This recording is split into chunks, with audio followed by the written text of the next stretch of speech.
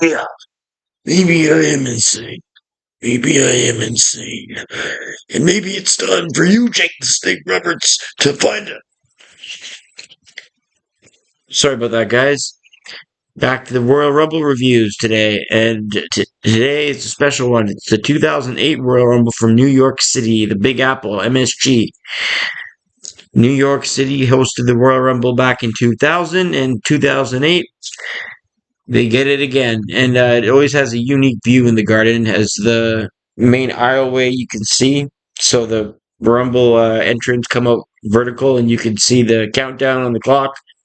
I always think Rumble pay-per-views in the garden go over well.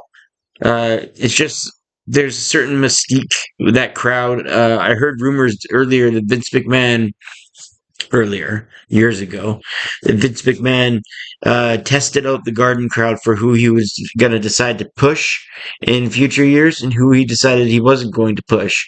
He was influenced big time by the Garden crowd, so I always paid attention to who they cheered extra for. Uh, Obviously, I don't think there's that much stock in that because or else Tommy Dreamer would be world champion, right? But nonetheless, let's get this event kicked off here. As I said, it took place from the Garden. This is a special event. We had a very good surprise ending, but we'll get to that when we get to that. The first match was a career-threatening match. Ric Flair versus Montel Vontavious Porter, a newcomer, MVP. He was making a name for himself in the WWE at the time, and he was going to try and end the career of Nature Boy Ric Flair. MSG gave Flair a great ovation before and after the match. He reversed MVP's playmaker into the figure four leg lock and won the match at 7:49 in the opener. Flair got a big ovation for that, and when he won, they gave him another standing ovation as he left. Good stuff. I'm not the biggest Ric Flair fan. I love his work in the 80s, but I like how they worked his retirement angle. If only that was his actual retirement. Nonetheless, we go to the next match, JBL and Chris Jericho. This was a random thrown together mid card match. I remember at the time it was a decent brawl. It had some okay moments, but it just felt a little bit forced and slow. Chris Jericho and JBL didn't really have the best chemistry. I guess you could say there was a botch in the match as well.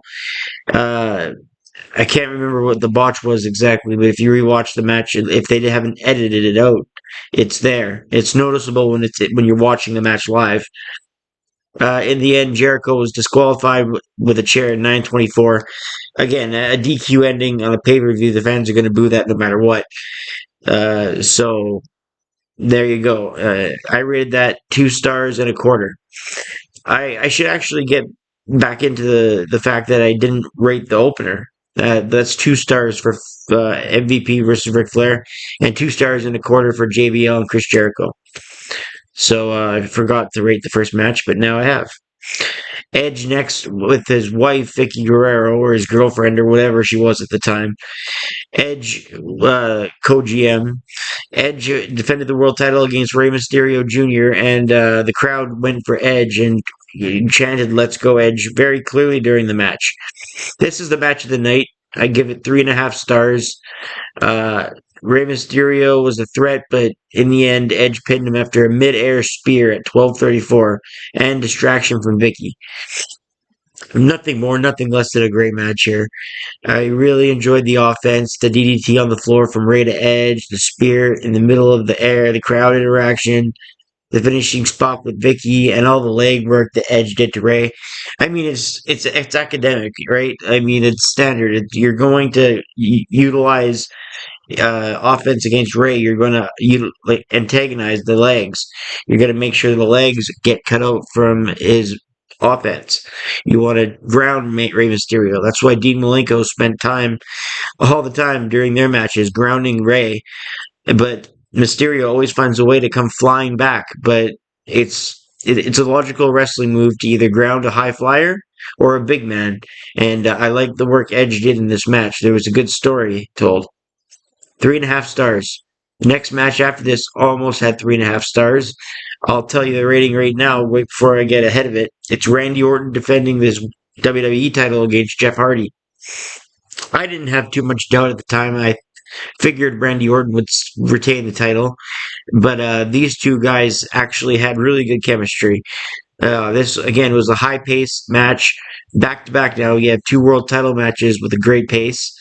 Orton pinned Hardy after reversing a twist of fate attempt into an RKO at 14:06, and he retained the title in that fashion. Very good stuff. Entertaining, just not quite on par as the world title match, but that's all right because they're both great matches nonetheless.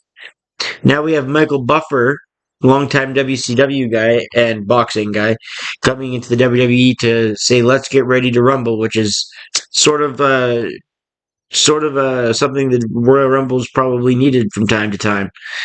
It made the match feel more important.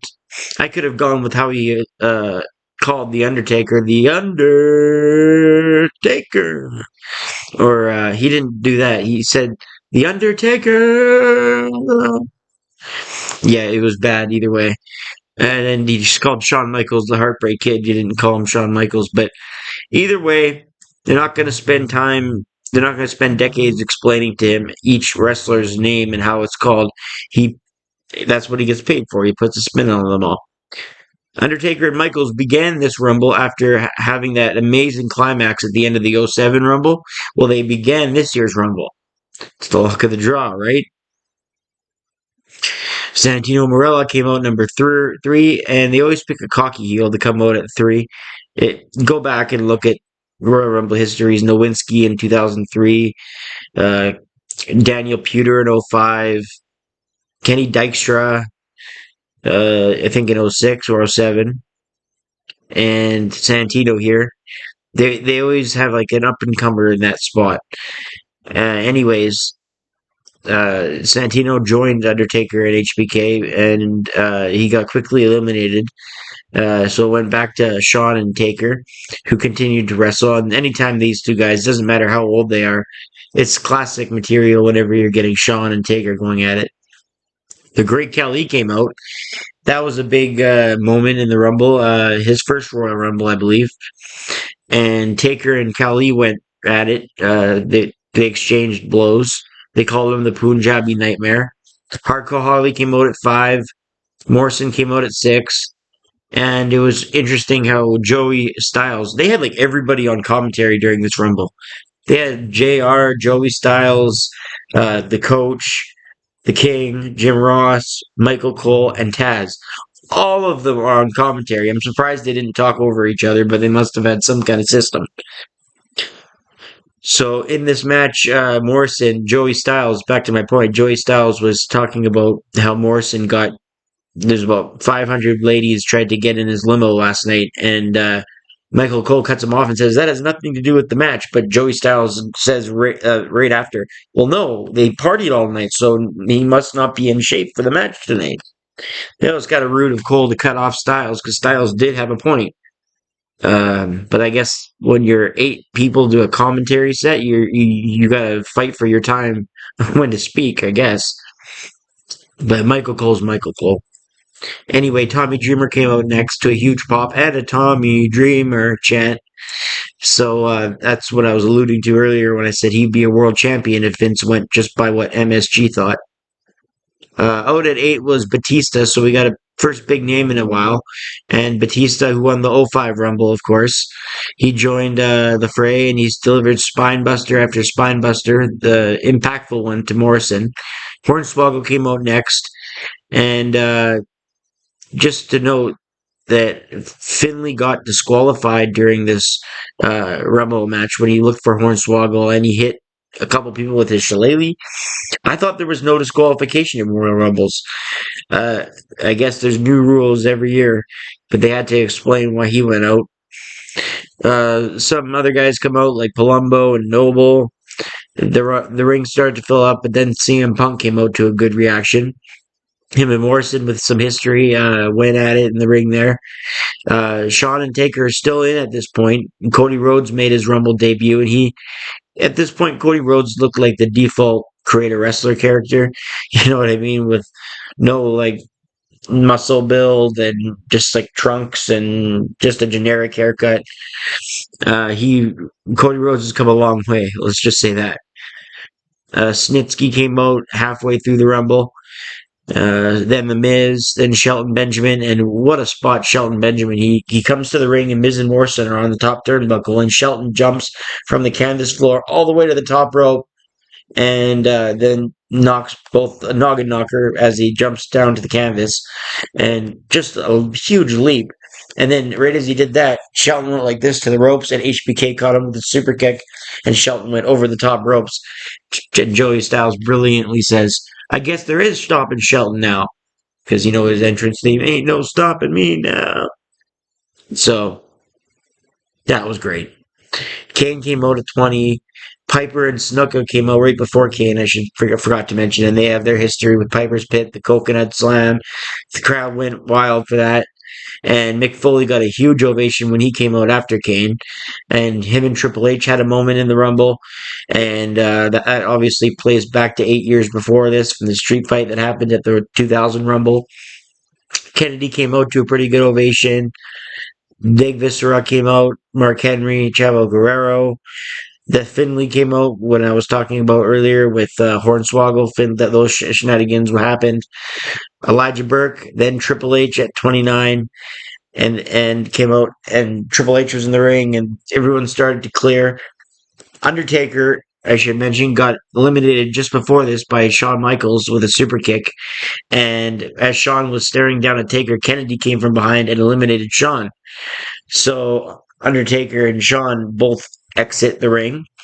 Triple H cleared the ring when he was out at 29. He threw out Cody Rhodes, gave Viscera some shots, a facebuster to Vis. Then he threw out Viscera. Umaga got hit with a facebuster, and then the Foley Triple H brawl that I alluded to took place. And then all of a sudden the countdown happened after Triple H cleared the ring with pretty much everyone was left. Triple H was fresh. And all of a sudden, number 30's buzzer went, and it's none other than John Cena. Cena had been champion for almost a year and then had to go out to injury in the summer of 07. Was not predicted to come back this soon. They said around WrestleMania time, but it was the Royal Rumble, and I don't know. If you watch the reaction, the crowd goes, "Oh," more than they do a boo or cheer. They ended up booing him, though, when he was in the ring as he eliminated most of the names that were in the ring that Triple H beat up. And it became down to one-on-one between Triple H and Cena. Good climax again for the second straight year in the Rumble. Shawn Michaels Taker last year in 07, and this year Cena and Triple H in 08. Before Cena and Triple H were the last two, Batista was the third last guy. I forgot to mention that. Batista got eliminated, and Triple H and Cena went at it, and Cena ended up eliminating Triple H with the FU over the top rope to the floor. As King says, that was dangerous. Triple H took the bump, so Cena wins at 51-38. I found bits of this Rumble decent. There were some spots that lagged in the middle a little bit, like 2007, the year before. But it was an enjoyable Rumble. I would say it's a middle grade Rumble with some good moments, like Cena returning, Piper and Snuka coming in there, Foley and Triple H, the beginning with Undertaker and HBK, the moments with Shelton Benjamin leaping up to the top. You had some good moments during this Rumble, so I rate it 3 stars. So all that together, I look at the Royal Rumble rating, and this event gets a 7 out of 10.